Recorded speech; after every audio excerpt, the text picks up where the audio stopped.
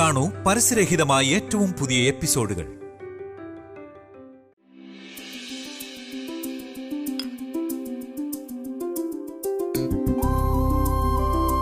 ഹരിത എന്ന പെൺകുട്ടിയോട് എത്ര നന്ദി പറഞ്ഞാലും അത് അധികമാവില്ല.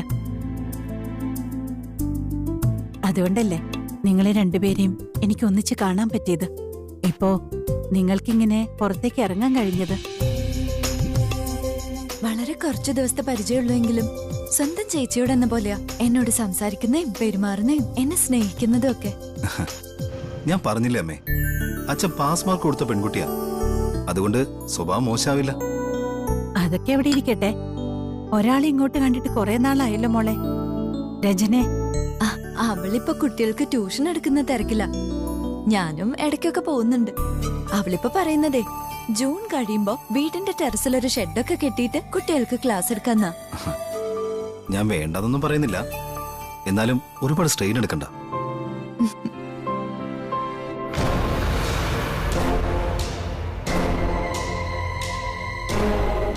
എല്ലാവരും ഇവിടെ ഉണ്ടായിരുന്നോ? എന്താ മോളെ?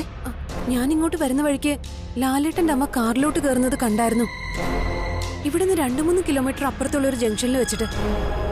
ഇനി ഇങ്ങോട്ടെങ്ങാനും വരുമോന്ന് അറിയില്ല.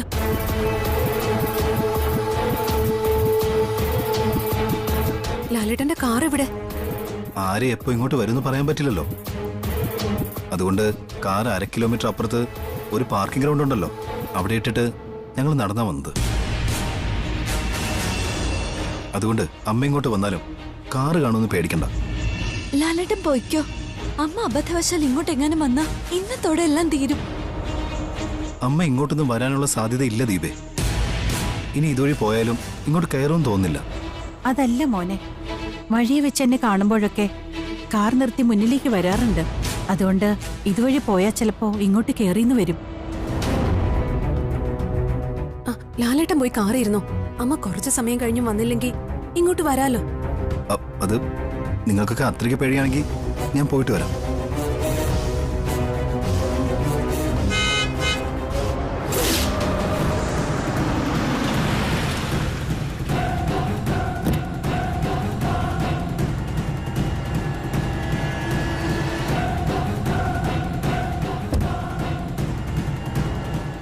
അയ്യോ ലാലേട്ട,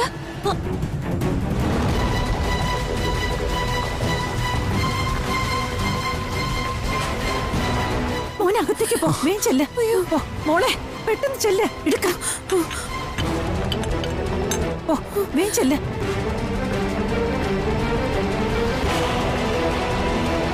ഞാൻ വഴിയിൽ വെച്ച് കണ്ടത് എത്ര നന്നായി. അതിലും നന്നായത് ജയലാലിന്റെ വണ്ടി പാർക്കിംഗ് ഗ്രൗണ്ടിൽ ഇട്ടതാ.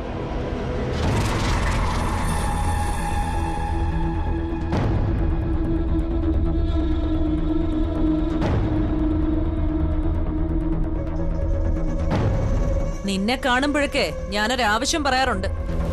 അതെന്തായെന്ന് അറിയാനാ വന്നത്. ബന്ധം പിരിയുന്ന കാര്യം. അതെ, നിങ്ങളുടെ മോനെ എന്റെ ചേച്ചിക്ക് വേണ്ട. പിന്നെ അയാളോട് വന്ന് ബന്ധം പിരിഞ്ഞിട്ട് പോവാൻ പറ. ഇങ്ങനെയൊക്കെ നേരത്തെ കണ്ടപ്പോൾ ഇവരോട് പറഞ്ഞതാ. അത് കേൾക്കാത്തത് ആരുടെ കുഴപ്പാ? നീയൊന്നും കൂടുതൽ സാമർത്ഥ്യക്കാരികളാവണ്ട. മനഃപൂർവ്വം ബന്ധം പിരിയാതിരുന്നിട്ട് എന്റെ മോൻ നല്ലൊരു പെങ്കൊച്ചിനെ കെട്ടുമ്പോ ഞങ്ങളെ കോടതി കയറ്റി ഇറക്കാനായിരിക്കും നിന്റെയൊക്കെ പരിപാടി. ഇവള് ഈ കൊമ്പ് മുളച്ചവള് വക്കീലാവാൻ പോവാണെന്ന് അറിയാം. പിന്നെ നീയും ഇടയ്ക്ക് കോടതി ഇളക്കി മറിച്ചതൊക്കെ ഞാൻ അറിയുന്നുണ്ട്. നിന്റെ ഭർത്താവിനെ മുട്ടുകുത്തിച്ച കഥ. അതുകൊണ്ട് നോക്കിയിരിക്കുക അമ്മയും മക്കളും കൂടെ എന്റെ കൊച്ചിനെ തൊലയ്ക്കാൻ.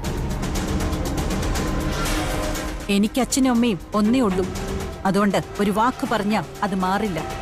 പിന്നെ ഞങ്ങളൊക്കെ പല അച്ഛനമ്മമാർക്ക് ജനിച്ചാണോ? നിന്റെ സംസാരത്തിന്റെ പോക്ക് ആ വഴിക്കാ. പിന്നെ നീ വലിയ ആരോഗ്യവതിയായ ഒരുത്തിയല്ലയോ. അതുകൊണ്ട് തല്ലാൻ വന്നാലും കൈ പിടിച്ചൊടിക്കുമല്ലോ. പിന്നെ തല്ലാൻ വരുമ്പോ കവള് കാണിച്ചു തരണോ? അങ്ങനെ ഒരുപാട് കാണിച്ചു തന്നിട്ടുണ്ടായിരിക്കും ലാലേട്ടന്റെ അച്ഛൻ. അതുകൊണ്ടാ എല്ലാവരെയും തല്ലണോന്നൊക്കെ തോന്നുന്നത്. നിന്നോടൊക്കെ വാചകം ഒടിച്ച് ജയിക്കാനല്ല ഞാൻ വന്നത്. സദാനന്ദന്റെ വീട്ടിൽ പോയി കല്യാണ ആലോചനയൊക്കെ നടത്തി അതങ്ങ് ഉറപ്പിച്ചു. ഇനിയിപ്പോ ഈ ബന്ധം രണ്ടാക്കണം. ശകുനം മുടക്കിയായ നിന്റെ മോള് എല്ലാ അർത്ഥത്തിലും എന്റെ മോന്റെ ജീവിതത്തിൽ നിന്ന് ഒഴിഞ്ഞു പോണം. അത് തന്നെയാ ഞങ്ങളുടെ ആഗ്രഹം.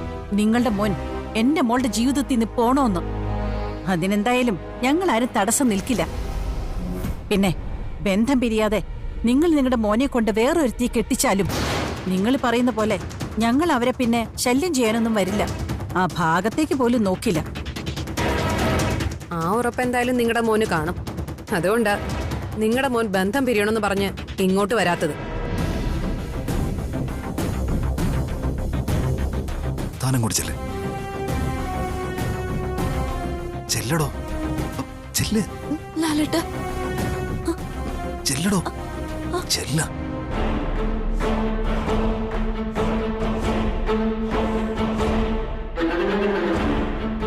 എടീ, എന്റെ മോൻ കെട്ടാൻ പോകുന്നതേ നല്ല കുടുംബത്തെ പിറന്നൊരു കൊച്ചിനെയാ. ചെല്ല്.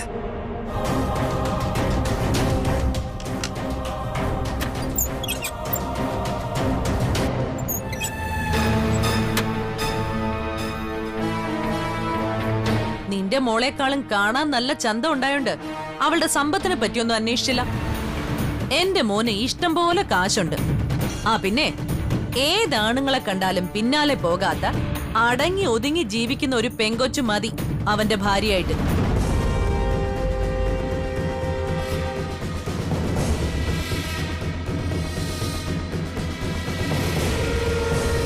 അയ്യോ, ഈ മുതൽ ഇതിനകത്തുണ്ടായിരുന്നു.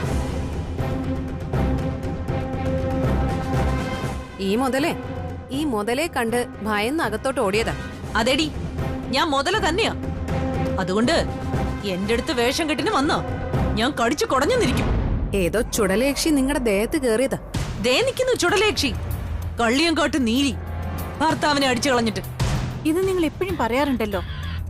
സ്വന്തം തെറ്റ് മനസ്സിലാക്കാതെയാ നിങ്ങള് മറ്റുള്ളവരെ കുറ്റപ്പെടുത്തുന്നത്. നിങ്ങളുടെ ഭർത്താവായ ആ നല്ല മനുഷ്യൻ അമ്പലങ്ങളായ അമ്പലങ്ങളെല്ലാം കേറി ഇറങ്ങുക, ഭാര്യയുടെ തലയ്ക്ക് വെളിവ് കിട്ടണേന്നും പറഞ്ഞ്.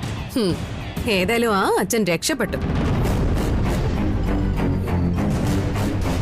മുൻമരുമോളെ, അമ്മയും അനിയത്തിയും എന്നെ കൊച്ചാക്കി രസിക്കുന്നത് കണ്ടോ? പാതാളത്തോളം ചവിട്ടി താഴ്ത്തുന്നത് കണ്ടോ? നീയും എന്തെങ്കിലുമൊക്കെ ഒന്ന് പറ. ആ, ഇവള് പിന്നെ ഒരു കാര്യമുണ്ട്, അമ്മയും അച്ഛനും ഒക്കെ വിളിക്കുന്നത് ഉള്ളിൽ തന്നെ വെച്ചേക്കത്തതേ ഉള്ളൂ, പുറത്തോട്ട് എടുക്കത്തില്ല. അങ്ങനെ ഒരു സംസ്കാരത്തിലല്ല ഞാൻ എന്റെ മോളെ വളർത്തിയത്. നിന്റെ മക്കളുടെ സംസ്കാരമൊക്കെ ഞാൻ കാണുന്നുണ്ട്. പിന്നെ അത് ഈ നാട്ടുകാർക്ക് മൊത്തം അറിയാം. അതുകൂടെ എന്നെ കൊണ്ട് പറയിപ്പിക്കണ്ട.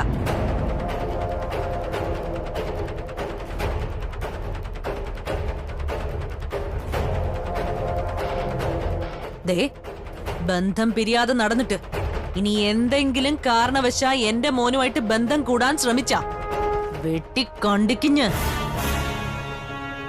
നിന്റെ ശരീരത്തുനിന്ന് ചോര പൊടിയുന്നത് നിന്നെ വളർത്തി ഇല്ലാതാക്കിയ ഇവള് കാണും.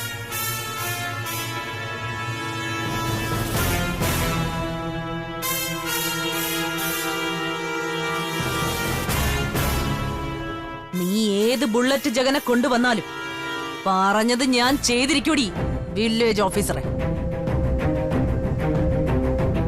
പൊടടി.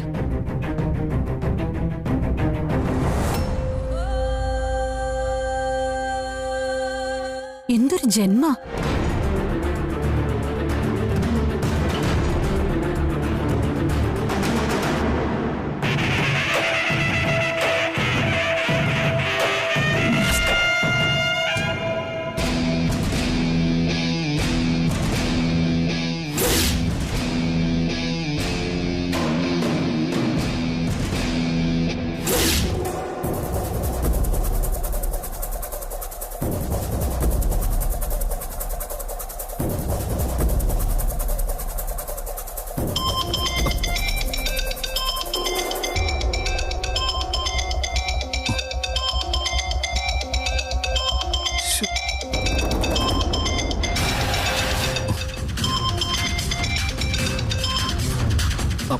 അമ്മേ, നീ എവിടെയാടാ? ഞാൻ ഇവിടെ തന്നെ ഉണ്ടമ്മേ, ഷോറൂമില്. ഹരിത എടുത്തുണ്ടോ? ഉണ്ടമ്മേ. ഒന്ന് കൊടുത്തേ. ഇപ്പൊ കൊടുക്കാം.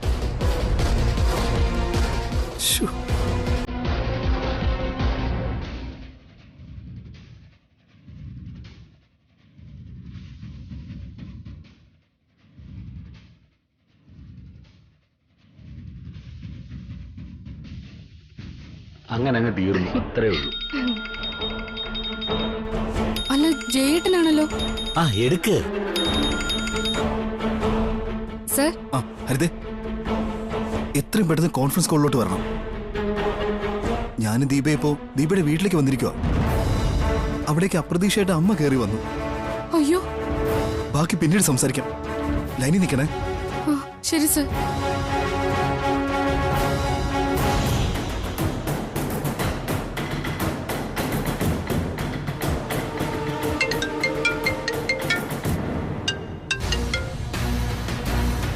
ആ ദേ കൊടുക്കാമേ.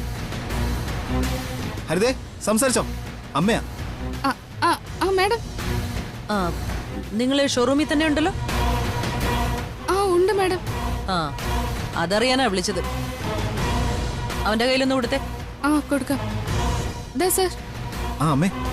ഞാൻ നിന്റെ മുൻ ഭാര്യ ഉണ്ടല്ലോ, അവളുടെ അമ്മ ആ അഴിഞ്ഞാട്ടക്കാരുടെ വീട്ടിലോട്ട് വന്നതാ. അപ്പോഴ് നിന്റെ ഒരു സ്പ്രേയുടെ മണം അവിടെ ഉള്ളതുപോലെ തോന്നി, അതാ വിളിച്ചത്. എന്താ അമ്മ ഇങ്ങനെയൊക്കെ? ഞാൻ ആ വീടുമായിട്ടുള്ള ബന്ധം ഉപേക്ഷിച്ചല്ലേ? എന്നിട്ട് എന്തിനാ അമ്മ ഇങ്ങനെ സംശയിക്കുന്നത്? ശരി ശരി, ഇടയ്ക്ക് ഇതുപോലുള്ള വിളികളൊക്കെ ഉണ്ടാവും. അതുകൊണ്ട് കള്ളത്തരങ്ങളൊന്നും ചെയ്യാമെന്ന് വിചാരിക്കണ്ട.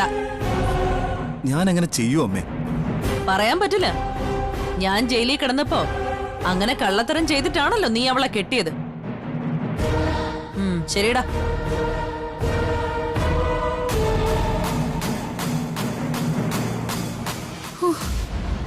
എന്താ മോളെ ഇത്? പറയാച്ചാ.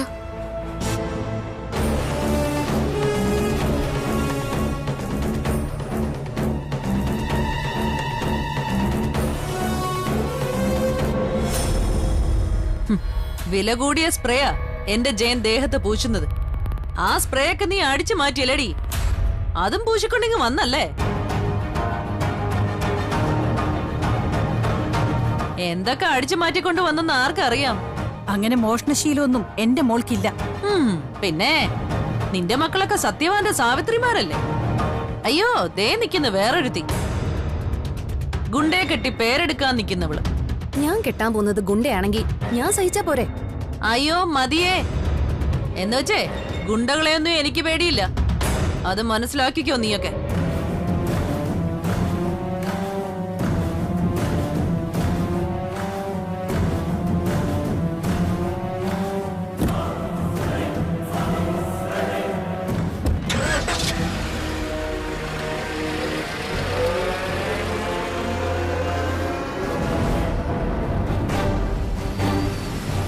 ഇതെന്തൊരു സ്വഭാവം!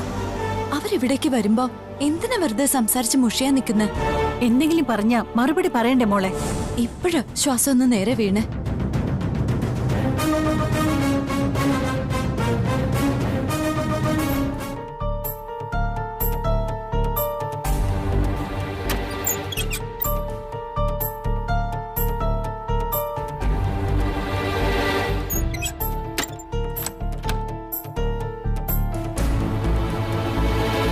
ലാലേട്ടൻ എത്രയും പെട്ടെന്ന് ഇവിടുന്ന് പോണം.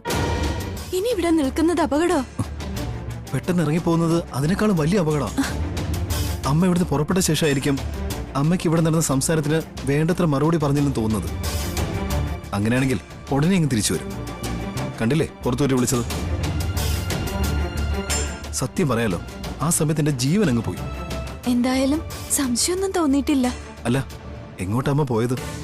നമ്മൾ കാറ് പാർക്ക് ചെയ്തിരിക്കുന്ന ആ ഗ്രൗണ്ടിന്റെ അടുത്തൂടെയാണോ? അല്ല, എതിർദിശയല്ല പോയത്. പറയാൻ പറ്റില്ലടോ, ഇവിടേക്ക് ആൾക്കാരെ ഏർപ്പാടാക്കും. ഞാൻ ഇങ്ങോട്ട് വരുന്നോ പോകുന്നോ എന്നൊക്കെ അറിയാം. ഹരിതയും ലാലേട്ടനോ അടുപ്പത്തിലാണെന്ന് അറിയാവുന്നോണ്ട് അങ്ങനെയുള്ള സംശയമൊന്നും കാണിക്കില്ലായിരിക്കും. എന്റെ അമ്മയുടെ സ്വഭാവം ആർക്കും കൂടെ മുൻകൂട്ടി പറയാനൊന്നും പറ്റില്ല. ബന്ധം പിരിയണമെന്നാ പറയുന്നത്. അതേപ്പറ്റി പറയുമ്പോഴൊക്കെ ഞാനതിന് വലിയ പ്രാധാന്യമൊന്നും കൊടുക്കാറില്ല. ബന്ധം പിരിഞ്ഞില്ലെങ്കിലും കുഴപ്പമില്ലെന്നാണ് ഞാൻ പറയാറ്. പിന്നെ നിങ്ങളൊക്കെ കാണുമ്പോൾ ആ വിഷയം പറഞ്ഞ് വെറുതെ വഴക്കുണ്ടാക്കുക. എന്തായാലും ലാലേട്ടനുമായിട്ട് ഇവിടെ ആർക്കും അടുപ്പമില്ല എന്നുള്ള രീതിയിലാ അമ്മയും ദിയൊക്കെ സംസാരിച്ചത്.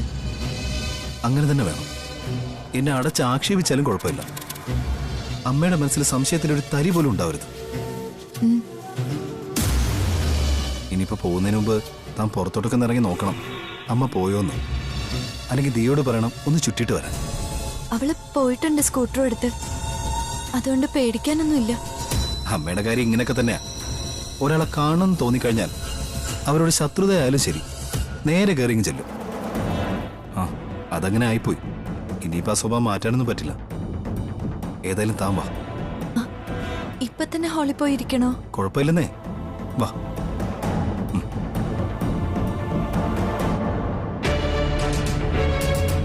അവൾ എല്ലാരെയും കൊല്ലാനായിട്ട് പുറപ്പെട്ടിരിക്കുക. കോൺഫറൻസ് കോളിനെ പറ്റി അവർക്ക് വലിയ ധാരണയില്ല, അതുകൊണ്ടാ രക്ഷപ്പെട്ടത്.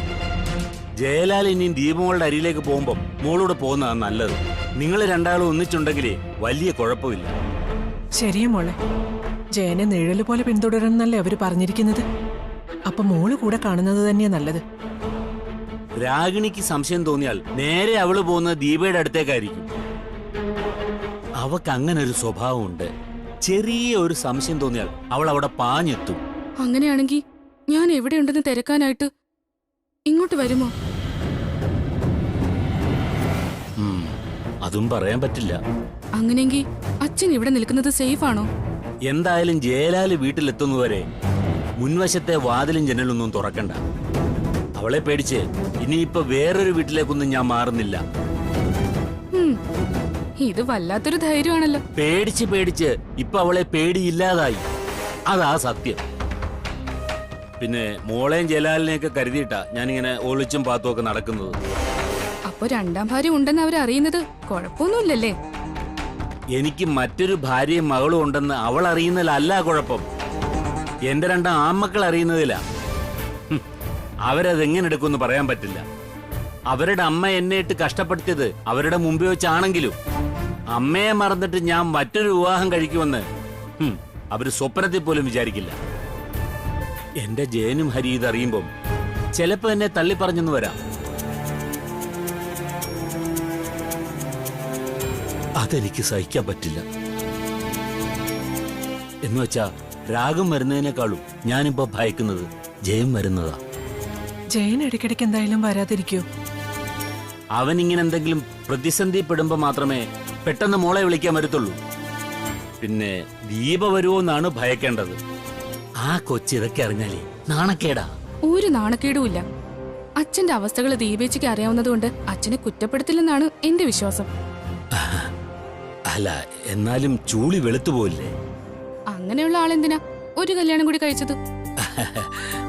അത് പിന്നെ ഈ പനച്ചിക്ക അമ്പലത്തിൽ തൊഴാൻ പോകുമ്പോഴൊക്കെ നിന്റെ അമ്മ എവിടെ വെച്ച് കാണാറുണ്ടായിരുന്നു. കണ്ടങ്ങ് ഇഷ്ടപ്പെട്ടു പോയി. പിന്നെ എനിക്കും വേണ്ട മോളെ ഒരു ജീവിതമൊക്കെ.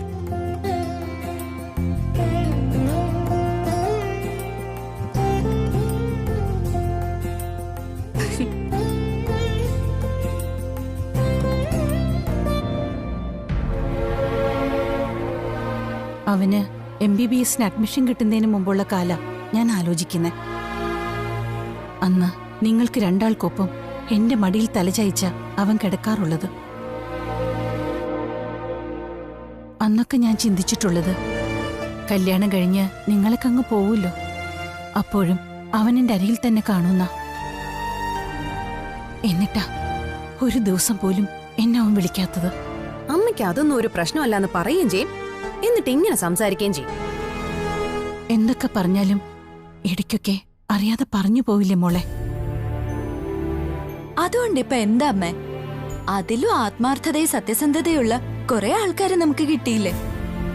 ലാലേട്ടൻ, ജഗൻ, രചന, അവരെയൊക്കെ കൂടാതെ ഒരാളെ കൂടി നമുക്കിപ്പൊ കിട്ടിയിട്ടുണ്ട്. അമ്മ കണ്ടിട്ടില്ലെന്നേ ഉള്ളൂ ആ പെൺകുട്ടിയെ. ഹരിതയുടെ കാര്യം ഞാൻ പറഞ്ഞത്. ഇടയ്ക്ക് എപ്പോഴെങ്കിലും ആ മോളോട് ഇങ്ങോട്ട് വരാൻ പറയണം. എനിക്കതിനെ കാണണമെന്നുണ്ട്. അതിന്റെ ഭാവിയെ പറ്റി പോലും ചിന്തിക്കാതെയാ അത് ഓരോരോ കാര്യങ്ങൾ ഇപ്പൊ ചെയ്തുകൊണ്ടിരിക്കുന്നേ. ഒന്നും വേണ്ടെന്ന് ഞാൻ പറഞ്ഞതാ. പക്ഷെ എനിക്ക് ആത്മവിശ്വാസം തരുന്ന ഹരിതയാ. പിന്നെ ലാലേട്ടന്റെ അച്ഛനും ഇടയ്ക്കിടയ്ക്ക് വിളിച്ച് മോള് ഹരിതയുടെ കാര്യങ്ങൾ ഓർത്ത് വിഷമിക്കണ്ട എന്നൊക്കെ പറയാറുണ്ട്. ഞാൻ ദൈവങ്ങളുടെ മുമ്പിൽ പോയി നിന്നിട്ടെ ആരുടെയും ശരീരം തളർന്ന് കിടക്കാനും നാക്കെടുക്കാൻ കഴിയാതെ ഒരു മൂലയ്ക്ക് ഒതുങ്ങി കിടക്കാനും ഒന്നും പ്രാർത്ഥിക്കാറില്ല. എന്നാ ഇപ്പൊ അങ്ങനെ ഞാൻ പ്രാർത്ഥിക്കാറുണ്ട്. ചേച്ചിയുടെ അമ്മായി അമ്മയുടെ കാര്യത്തിൽ. ലാലേട്ടന്റെ അമ്മയാണ് എങ്കിലും മനുഷ്യന്റെ ഒരു സ്വഭാവം ഇല്ലാത്തവരെ ഏതെങ്കിലും ഒരു മൂലയില് ചുരുണ്ട് കിടക്കണം. എങ്കിലേ അവരുടെ ആൺമക്കൾക്കും മരുമക്കൾക്കും പാവപ്പെട്ട അച്ഛനും ഒക്കെ ഒന്നിച്ച് ജീവിക്കാൻ പറ്റും.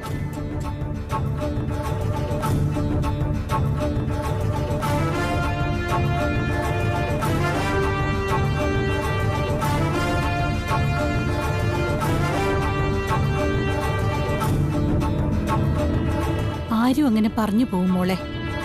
അത്രയ്ക്ക് അവരുടെ സ്വഭാവം മോശമായി പോയി. നല്ലൊരു സൈക്യാട്രിസ്റ്റിനെ അവരെ കാണിച്ചേ പറ്റൂ. അതിനാര് ശ്രമിച്ചാലും അവരുടെ തലമണ്ട അടിച്ചു പൊട്ടിക്കും. അങ്ങനെ ഏതെങ്കിലും ഹോസ്പിറ്റലിൽ കൊണ്ടുപോയാ ആ ഡോക്ടറുടെ